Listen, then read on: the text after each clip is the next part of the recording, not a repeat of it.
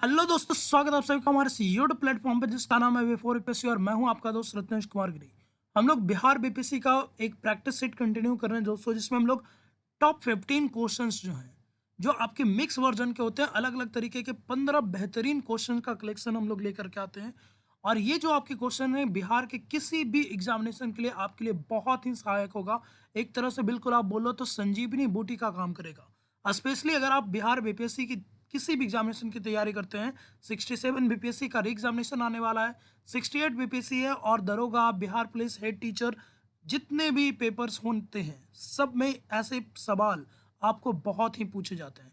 साथ ही साथ ये जो आपका प्रैक्टिस सेट है आपकी रेलवे, एसएससी और वेरियस अदर एग्जामिनेशन में भी आपके लिए हेल्पफुल रहने वाला है। तो आप इस वीडियो को अंत तक जरूर देखिए। अगर आपको ये अच्छा लगे तो आप इसको वीडियो को लाइक कर सकते हैं, दोस्तों के साथ इसे शेयर कर सकते हैं। चैनल पे आप नए हैं तो आप इसको सब्सक्राइब भी कर सकते हैं। और साथ ही साथ पर्यावरण का ध्यान सबसे जरूरी है दोस्तों, तो आप अपने आसपास साफ सफाई और हरियाली बना करके रखें। चलिए आज के सेट को शुरुआत करते हैं और शुरू करते हैं क्वेश्चन नंबर 1 के साथ। अभी आपको पता होगा कि हाल फिलहाल में आपकी जो द्रौपदी मुर्मू जी हैं, वो आपकी भारत की पहली 15वीं आपकी राष्ट्रपति बन चुकी हैं। तो आपको इसी संबंध में एक सवाल आपसे पूछा जाता है कि which of the following will give oath to the presidents of India, यानी राष्ट्रपति तो प्रधानमंत्री और बाकी दूसरे लोगों को शपथ दिलाते हैं। तो आप ये बताइए कि राष्ट्रपति को उनके कर्तव्यों और उनके पद की शपथ कौन दिलाएगा। आपके ऑप्शन है Lok Sabha speaker, option number B है आपका प्रधानमंत्री, आपके उपराष्ट्रपति, वाइस प्रेसिडेंट, या फिर चीफ जस्टिस ऑफ इंडिया, यानी भारत के सर्वोच्च न्यायालय के मुख्य न्यायाधीश। इन चारों में आपके कौन से होंगे दोस्तों? तो इसका सही जवाब होगा आपका option number D, chief justice of India. Lok Sabha speaker आपके इस उनके ओथ से किसी भी तरह से जुड़े हुए नहीं है। प्रधानमंत्री यहाँ पर ऑफिशियल पर्सन नहीं होते और वाइस प्रेसिडेंट भी यहाँ पर नहीं होते। तो राष्ट्रपति को जो शपथ है वो आपके सुप्रीम कोर्ट के जो मुख्य न्यायाधीश होते हैं वो देते हैं। इन केस आप एक्स्ट्रा ये भी जानते चले कि इन केस अगर मान लीजिए कि सुप्रीम कोर्ट के मुख्य न्यायाधीश बीमार है, छुट्टी में है, या किसी भी तरह से अनुपस्थित है, सुप्रीम कोर्ट के जो सबसे सीनियर आपके जज होंगे वो आपको राष्ट्रपति को यहाँ पर शपथ दिलाने का काम करेंगे। तो आप इस चीज को याद रखिएगा। क्वेश्चन नंबर 2 की बात करें तो आपका बोल रहा है कि अकॉर्डिंग टू 15 फाइनेंस कमीशन, यानी 15वें वित्त आयोग के अनुसार आपकी सेंट्रल जो पूल ऑफ टैक्सेस है, यानी केंद्र सरकार जो आपके राजस्व का संग्रहण करती है, टैक्सेस को यहाँ पर जमा करती है, उसमें से स्टेट का, राज्यों का हिस्सा कितना होता है। बहुत ही वीवीआई क्वेश्चन है दोस्तों, क्योंकि वित्त आयोग हमेशा से एग्जाम का फेवरेट रहता है। तो देखिए अभी यहाँ पर सबसे पहले तो देखिएगा कि 15वां वित्त आयोग चल रहा है। कभी कभी आपको रेलवे वगैरह में इस तरह के भी सवाल पूछ लेते हैं। और 15वें वित्त आयोग के अध्यक्ष, चेयरपर्सन भी इंपॉर्टेंट है दोस्तों। तो याद रखिएगा कि 15वें वित्त आयोग की जो चेयरपर्सन है वो है डॉक्टर NK सिंह। तो ये दोनों चीजें आप याद रखिएगा। आप बात करें कि केंद्र का जो टैक्स है उसमें राज्यों का हिस्सा कितना होगा। ऑप्शन ए है 41, 42, 26 और 62। और ऑप्शन नंबर ई जो कि बीपीएससी वगैरह में रहता है कि नन ऑफ दी एबव और मोर देन वन, यानी इनमें से कोई नहीं या एक से अधिक। तो देखिए यहाँ पर पहले अगर 14वें वित्त आयोग की बात करें तो वो यहाँ पर जो है 42% जो है बात करता है कि यहाँ पर 14वें वित्त आयोग के अनुसार 42% हिस्सा था। लेकिन आप याद रखिएगा कि यहाँ पर जो 15वां वित्त आयोग पूछा गया है, 15वां वित्त आयोग का सही जवाब होगा ऑप्शन नंबर ए। क्योंकि यहाँ पर जम्मू कश्मीर के जो पुनर्गठन हुआ है उस कारण से 1% की गिरावट इसमें की गई है, यानी 1% की जो कटौती की जा रही है वो स्पेशली जम्मू कश्मीर में इन्वेस्ट किया जाएगा। तो सही जवाब होगा आपका ऑप्शन नंबर ए, यानी वर्तमान में 15 फाइनेंस कमीशन से 41% जो आपका यहाँ पर अधिकार होगा राज्यों को। क्वेश्चन नंबर 3 है कि first viceroy of British India, यानी आपके ब्रिटिश कालीन भारत के प्रथम वाइसराय कौन थे? लॉर्ड कर्जन, कैनिंग, कॉर्नवालिस और माउंटबेटन। तो कर्जन बंगाल विभाजन यानी 1905 के आसपास है दोस्तों। और वाइसराय कब बना तो आप इसमें याद रखिए, आप ज्यादा क्लियरिटी आएगी। यानी भारत में जब प्रथम स्वतंत्रता संग्राम आया 1857 में, जब आपकी पहली बार आपकी झांसी की रानी की तलवार चमकी, जब वीर कुंवर सिंह के मतलब शौर्य का प्रदर्शन हुआ, तो पहली बार ब्रिटिश को ये समझने पे मजबूर हो गया कि हम जो है क्यों ना इसको डायरेक्ट ब्रिटिश क्राउन के अंदर में हम जो शासन को डाल दें। और 1857 के बाद आपका 1858 से लेकर के 1947 तक भारत का जो शासन है पहले ईस्ट इंडिया कंपनी चलाती थी और 1858 से लेकर के 1947 तक जो शासन है वो आपकी ब्रिटिश संसद के अधीन चली गई। तो जब संसद के अधीन गई दोस्तों, तो गवर्नर जनरल का पद खत्म करके यहाँ पर वाइसराय का पद यहाँ पर लाया गया था। तो याद रखिएगा कि उसके बाद यहाँ पर वाइसराय का पोस्ट आता है, और प्रथम वाइसराय जो थे उस समय के जो गवर्नर जनरल थे उन्हीं को यहाँ पर बनाया गया, और वो थे आपके लॉर्ड कैनिंग। तो याद रखिएगा यहाँ पर आपके इस क्वेश्चन को भी। नेक्स्ट क्वेश्चन की बात करें तो क्वेश्चन नंबर 4 है कि एक बहुत ही फेमस किताब है खासतौर पे आपके संगम साहित्य का यानी दक्षिण भारत का। तो अमुक्तमाल्यद इनमें से किन की रचना है? बाणभट्ट, हर्षचरित या हर्षवर्धन, राजेश्वर और कृष्णदेव राय। तो देखिए अमुक्तमाल्यद आपके दक्षिण भारत की जो राज व्यवस्था है आप कह सकते हो कि राजाओं के द्वारा किस तरह से यहाँ पर उनको एक कह सकते हो कि राजा का क्या धर्म होना चाहिए, किस तरीके से राजा को अपना राज चलाना चाहिए, इन सभी के बारे में यहाँ बात करता है आपका अमुक्तमाल्यद। और ये जो रचना है ये आपकी संगम वंश की यानी जो हरिहर बुक्का का जो वंश था विजयनगर साम्राज्य, ये उसकी रचना है दोस्तों। तो इसका सही जवाब जो होगा होगा आपका ऑप्शन नंबर डी, कृष्णदेव राय। याद रखिएगा कृष्णदेव राय ने आपकी अमुक्तमाल्यद नाम की पुस्तक की रचना की थी। क्वेश्चन नंबर 5 है कि which of the following is not, ध्यान दीजिएगा, not part of Sangam age. यानी दक्षिण भारत में जो आपका संगम एज था, तो संगम साहित्य का या संगम वंश का इनमें से कौन सा राजवंश जो था वो संगम एज का हिस्सा नहीं था? चोल, चेर, पांड्य या चालुक्य। तो देखिएगा चोल, चेर, पांड्य जो थे यहाँ पर वो संगम वंश के आपके हिस्से थे, यानी इन्हीं के समय में संगम साहित्यों का संकलन किया गया था। 300 ईसा पूर्व से लेकर के 300 ईस्वी का ऐसा काल माना जाता है। और ये याद रखिएगा दोस्तों, ये हैं आपके अर्ली चोलास। चोला दो बार आएंगे दोस्तों, एक बार अर्ली चोला और एक बार इंपीरियल चोला। तो ये अर्ली चोला की बात कर रहा है। तो चोल, चेर और पांड्य जो राजवंश था वो संगम साहित्य के अंतर्गत था, जबकि चालुक्यास वो आपके संगम वंश में नहीं थे। क्वेश्चन नंबर 6 की बात करें तो बोल रहा है कि which of the following word use for the unmarried woman in वैदिक एज। ये भी काफी पूछा जाता है खासतौर पर रेलवे जैसे एग्जामिनेशन में, कि जो वैदिक एज में, वैदिक काल में वैसी स्त्रियां जो जीवन भर अविवाहित रहती थी, अनमैरिड रहती थी, तो उनको क्या बोला जाता था? साध्वी, सातजू, अमाजू और सती। तो देखिए सती तो आपको पता है कि वैसी महिलाओं को बोलते थे जो अपने पति के देहावसान के बाद यानी उनकी मृत्यु के बाद अपना भी शरीर साथ में त्यागती थी। साध्वी वो लोग होते हैं जो भगवान की भक्ति में अपनी मतलब अपना सर्वस्व त्याग देते हैं। तो इनमें मैरिड अनमैरिड दोनों हो सकते हैं। फिर सताजू, यहाँ पर ऐसा कोई वर्ड नहीं है दोस्तों, तो यहाँ पर सही जवाब जो होगा वो होगा आपका अमाजू। तो याद रखिएगा अमाजू वैदिक एज में वो वर्ड है जो अनमैरिड वुमेन के लिए यहाँ पर यूज किया जाता था। क्वेश्चन नंबर 7 की बात करें तो बोल रहा है कि इनमें से कौन सी ऐसी पर्वत श्रृंखला है जो पश्चिम घाट को पूर्वी घाट से जोड़ने का काम करती है? सतपुड़ा, हिमगिरी, नीलगिरी या विंध्याचल। तो देखिए सतपुड़ा आपका ये मध्य भारत में देखने को मिलेगा, मध्य प्रदेश के आसपास। विंध्याचल भारत को दो भागों में बांटती है, उत्तर भारत का मैदान और प्रायद्वीपीय भारत।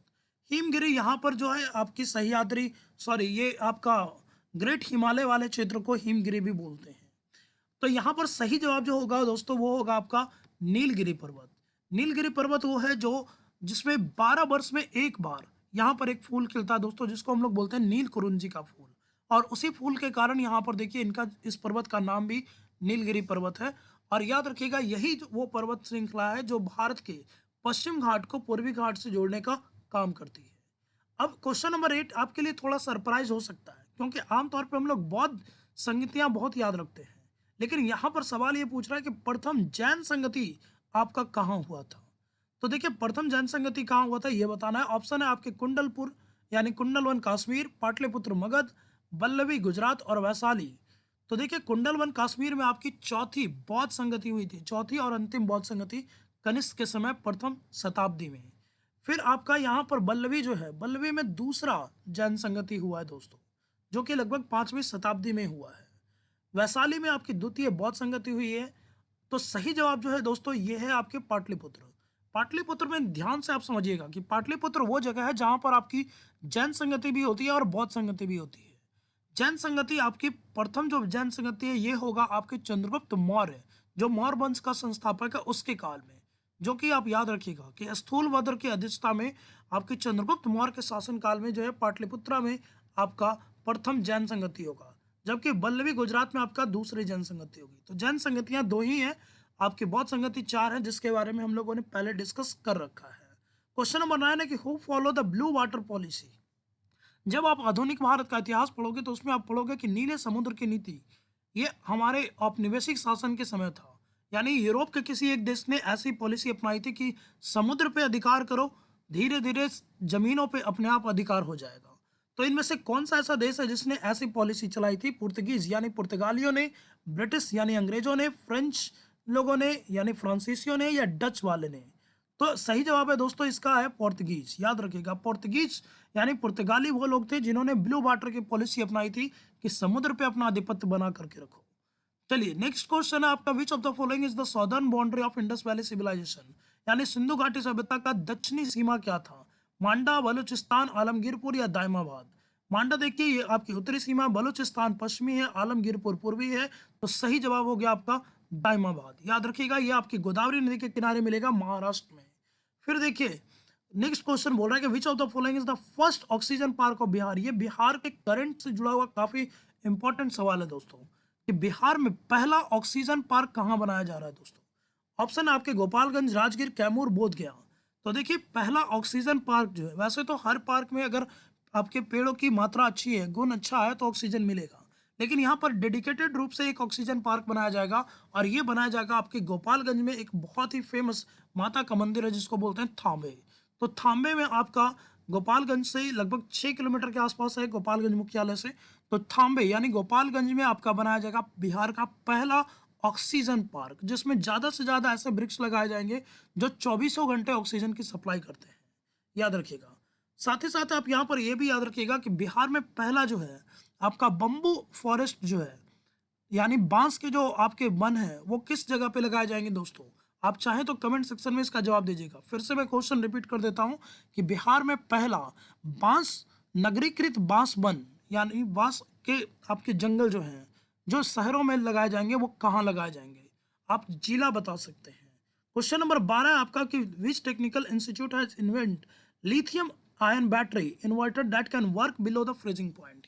यानी हाल ही में एक ऐसे इन्वर्टर की भी खोज हुई है जो आपकी 0 डिग्री से नीचे लगभग -19 डिग्री तक भी आपका काम कर सकता है, और ये बना होगा आपका लिथियम आयन से।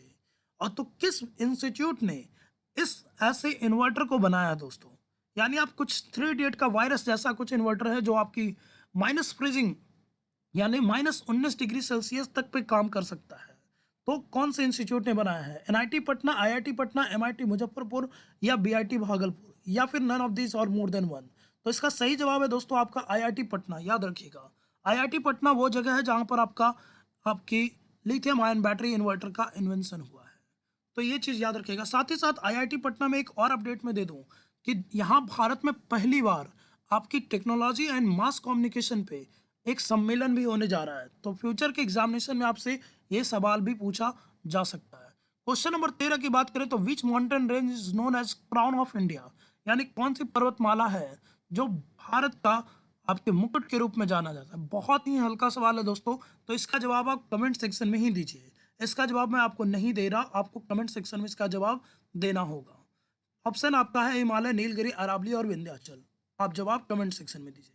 नेक्स्ट क्वेश्चन बोल रहा है कि only T producing state, state नहीं पूछ रहा दोस्तों स्टेट यानी बिहार का एकमात्र ऐसा जिला जहां पर चाय की खेती होती है, या फिर जहां पर कि जो चाय की बागान है वो एक बाजार के रूप में, एक ब्रांड के रूप में स्थापित हो चुकी है। तो यहाँ पर कौन सा है? आपका ऑप्शन है सोन, कर्मनासा, फल्गु और कोसी। तो देखिए आप क्वेश्चन ध्यान से समझिएगा और आपके ऑप्शन ध्यान से समझिएगा।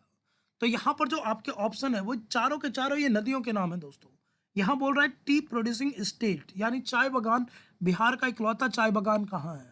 तो सही जवाब होगा इसका दोस्तों किशनगंज, यानी ये जिला पूछ रहा है। तो कभी कभी ना आपको ऑप्शन से भी चीज़ों को यहाँ पर एलिमिनेट करना आना चाहिए, तभी आप एग्जाम में ज़्यादा अच्छे से पता हो पाएगा।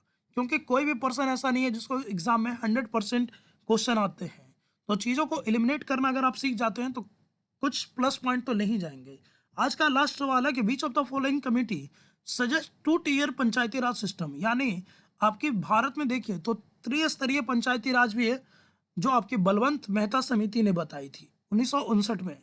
तो यहाँ पर बोल रहा है कि कौन सी समिति थी जिसने भारत सरकार को या भारत में दो स्तरीय पंचायत समिति की व्यवस्था की सिफारिश की थी, जिसने बोला था कि आपकी जो ब्लॉक लेवल पे जो है पंचायत समिति, उसको खत्म कर दिया जाए, ग्राम और सीधे जिला को कनेक्ट किया जाए।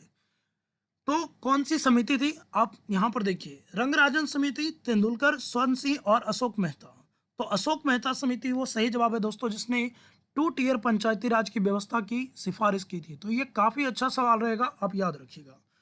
तेंदुलकर समिति के बारे में हमने पहले बात की है। तेंदुलकर और रंगराजन समिति बहुत इंपॉर्टेंट है, क्योंकि ये दोनों के दोनों गरीबी रेखा से जुड़े हुए हैं। और स्वर्ण सिंह समिति आपकी इंपॉर्टेंट हो जाती है, क्योंकि इसने ही मौलिक कर्तव्यों की सिफारिश की थी।